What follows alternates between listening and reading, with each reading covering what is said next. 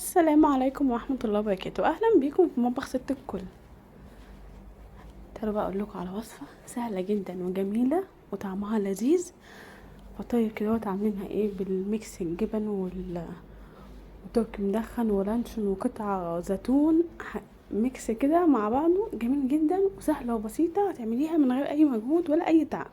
معانا هنا نص كوباية مية، نص كوباية لبن، كوبايتين دقيق، معانا معلقه كبيره بيكنج باودر، نص معلقه سكر، نص معلقه ملح، ومعانا بيضتين عليهم رشه فلفل اسود.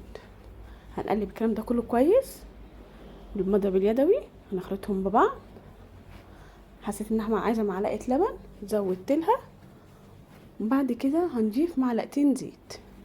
بعد ما ضفت الزيت وقلبتها كويس، معايا هنا ميكس جبن ولانشون تركي مدخن وزيتون مقطع قطع صغيره، حطيته. اي حاجه عندك ممكن تحطيها، مش شرط الحاجه، اي حاجه متاحه عندك ممكن تحطيها، المتوفر عندك حطيه. هنجيب معانا الطاسه، هندهنها زيت وهننزل بكميه، هنفردها في الطاسه زي ما احنا شايفين، وهنقلبها على الناحيتين. وياريت يكون النار متوسطه، ولا عاليه قوي ولا هاديه خالص، عشان السوا معانا يطلع كويس.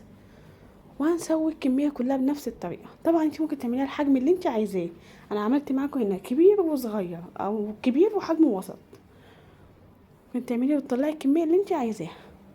زي ما احنا شايفين طعمها بجد طعمها لذيذ جدا، وهتتاكل على طول، هتعجبك وهتعجب الاولاد، تنفع فطار عشاء غدا، اي حاجه تبقى لذيذه وسهله معاكي ووفرتي في الوقت.